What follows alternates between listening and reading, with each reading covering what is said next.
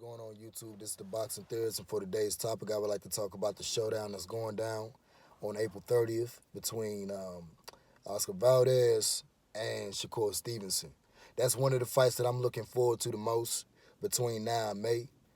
Um, Oscar Valdez is 20 is I'm sorry, he's 30-0 with 24 knockouts, whereas you got Shakur Stevenson who's 17-0 with 9 knockouts, I believe. Yeah, 9 knockouts. Um we both based off of what I've just stated, it's easier to tell who who's more powerful than the other as far as punches. As far as punches are concerned, Oscar Valdez clearly has the power advantage between the both. um, Shakur Stevenson, to me, is the faster fighter with the faster reflexes. Um, let's just talk about Shakur Stevenson first and foremost. Shakur Stevenson, in my opinion, has the talent level to be one of the greatest fighters in the world if he's not already. As far as talent is concerned, not saying okay, obviously if he beats Oscar Valdez, in my opinion, I'm going to put him in the pound for pound. I mean, I'm going to put him in the pound. And me personally, I would put him in the top 10 pound for pound. All right, because that's a major win for the WBC belt that Oscar Valdez is currently holding. All right, and he took the WBO title from Jamel Herring on top of that. You know, unifying both of those belts, that's gonna be special. Um, Sorry, that would be special if he were to do it. And yeah, I mean Shakur Stevenson. Let's get into his skill set. Let's talk about some of his attributes. Um, to me, based off of the fights that I've seen coming from Shakur Stevenson, I haven't seen him struggle not once. The man is literally mopping the floor with everybody he faces. It's ridiculous. He's that skilled, and you can say that he hasn't really fought anybody that tested him, that posed a serious test and threat to him. And we'll see if that's Oscar Valdez. All right, but up to this point, we haven't seen him struggle. We haven't seen any. I haven't seen any weaknesses. You know what? In that last fight with Jamel Herring, there was a spot where Jamel started to force the action.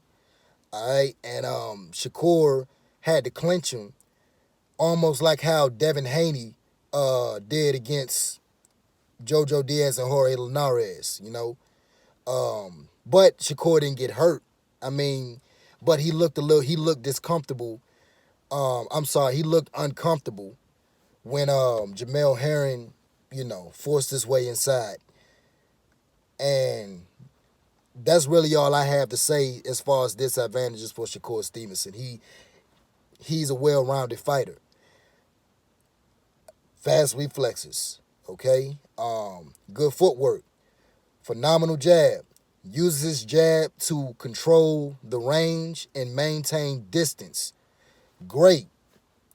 He's great at that, okay? When his opponent steps in to initiate an attack, he takes a step back, a half step back, okay, or a full step, whatever he has to do depending on how his opponent's lunging in, okay? If his opponent's lunging, he does everything right, man. I mean, he can stand right there in front of you and make you miss in inches. He don't need exaggerated movement. Half steps back. Less full steps, more half steps backwards. And also got to throw in Keyshawn Davis too. Keyshawn Davis, I've seen his fight where he was walking forward and moving his head, making his opponent missing inches, as I've just explained with Shakur Stevenson, okay? Those guys can stand in front of you and still make you miss without doing too much. That's amazing. Not too many guys can do that. A lot of guys gotta be on their back pedal got to be heavy on their back foot in order to be effective, and those two guys don't need that. Terrence Crawford is another guy. See, they all within that same stable, trained under Bomac. Bomac is a hell of a trainer. Love Bomac, one of my favorite trainers out there, alongside Floyd, Floyd Sr. And I like Eddie Reynoso as a trainer as well. Eddie Reynoso, great trainer, okay? Yeah, man. I mean, those are Shakur Stevenson's attributes and his advantages. And like I said, his disadvantage is that he looked to be, and I don't even know if this is like set in stone. You know what I mean? That may just have been a thing where he had to do that. Or, I mean, obviously when somebody's rushing inside, you want to clinch them so that they don't get their shots off.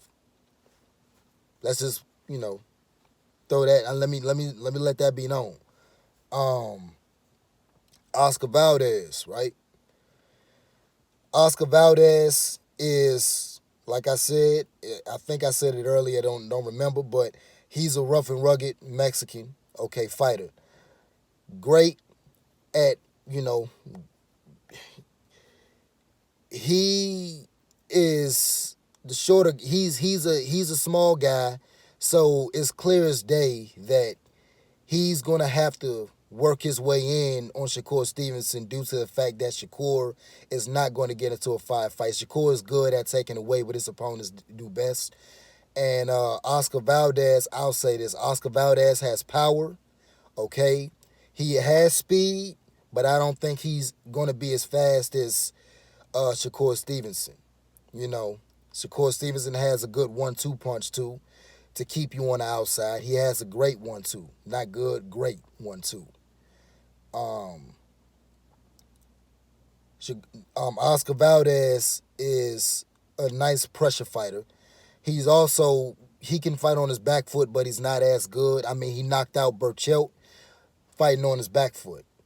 He knocked him out with an overhand right, if I can remember. That was nasty, and that got knockout of the year that year. I think he got knockout of the year on that occasion. Last year, I want to say. Don't quote me on it. But Oscar Valdez has power, okay? He has decent defense. He's been clipped on a number of occasions, has a good chin, I haven't seen him rock within his last fights, but I've seen him vulnerable, and he's been getting tagged and nicked up pretty good. Okay, and I'm gonna get into that momentarily. Oscar Valdez he has a good jab as well, and that's pretty much all I have to say as far as his attributes. I really can't think of anything else he does well. But he's rough. I mean, he's tough as well. So, he's willing to do whatever it takes to win, as he's proven within in the fights that I've seen, time in and time out. What will Oscar Valdez have to do? What will both fighters have to do in order to win? In order for Shakur Stevenson to win, I believe that Shakur is going to have to control the outside, as he's good at. He's going to have to keep a jab in his opponent's face, being Oscar Valdez, who's hella aggressive. And like I said, I mean, he has a good chin and he's willing to. And another thing, a disadvantage that I forgot to mention is that I think about Shakur Stevenson. He's not necessarily a power puncher. Okay, he has pop, he has sting, but he doesn't have power, that kind of power to where guys have to be wary about just, guys can still, I don't think they respect his power. But at the same time, just like Floyd Mayweather at 147, you got that sting to where guys respect what you got going on as you're trying to, do your thing in there. So I think that's the same case with Shakur Stevenson, okay? If they respect Shakur Stevenson, it's because the man's countering the shit out of him and he's stinging them flush and hard, okay? But nothing to really be, worried about as far as that. So Oscar Valdez, I can see, like I just said, Shakur's going to have to maintain distance. Oscar Valdez is going to have to look to try to do the opposite, all right, which is close the distance using his jab and going to Shakur Stevenson's body, because we all know elusive fighters. With elusive fighters, it's really a waste of time and energy to aim for the head because they're so elusive. The next best target is the body to stabilize the head movement, which will open up headshots, uppercuts, whatever you want. And like I said, Oscar Valdez has a great left hook, okay? Phenomenal left hook that if he lands on Shakur Stevenson, he may get dropped. I'm gonna throw that out there. Shakur Stevenson's gonna have to watch out for Oscar Valdez's left hook. That's the number one punch I think that he's gonna have to watch out for. If he doesn't, it could look a little dangerous, funky, after that. But, Oscar Valdez close the distance, go to Shakur Stevenson's body to neutralize his head movement more often, and also to wear him down, tire him out. I think that Shakur Stevenson's also going to have to keep a 1-2 on, they're going to, obviously when you're fighting from the outside, you need a lot of straight punches, okay? You need to throw a lot of straight punches. You need to keep your jab, you need to keep a busy jab, okay? Your jab needs to stay in the aggressor's, being your opponent's face. So to kind of like stabilize them and neutralize them from just coming in recklessly, okay, and fiercely. Keep a 1-2 on them, okay? Mix it up. One, jab to the head, because Shakur's the southpaw, okay? Jab to the head, stick the left hand to the body, okay, and just mix that up, 2, 1, you know what I'm saying, okay, and to the head, throw a 2 and a 1 to the head, throw a 2 to the body. Just essentially is, what I'm saying is mix up your attack, you know what I'm saying, but do what you can to keep them on the outside and occasionally get on the inside, just to switch up the tempo if that's what you need to do.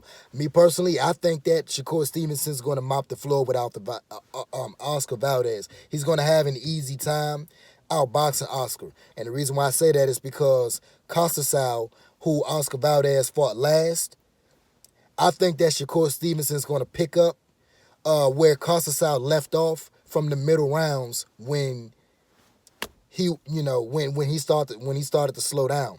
I think that the muscle that Costasau packed on played a major factor in Oscar Valdez losing that fight. In Costasau losing that fight, because he was outboxing the shit out of Oscar. So for some time. And then Oscar started to, get more grittier, and he, finished the fight, which I had him winning. I didn't have Costasau winning. A lot of people thought that was controversial, but I had Oscar Valdez winning that fight in the later rounds. Yeah, man, that's pretty much all I got to say, It's for the WBC belt. If Shakur Stevenson wins this, I got him. I'm going to rank him in my own personal top 10 pound-for-pound list. He's close to getting there as is. He's like knocking on the door as we speak. So, yeah, man. Hey, love y'all. I would like to know what you guys think in the comments. Please like, share, and subscribe. All right? Love y'all.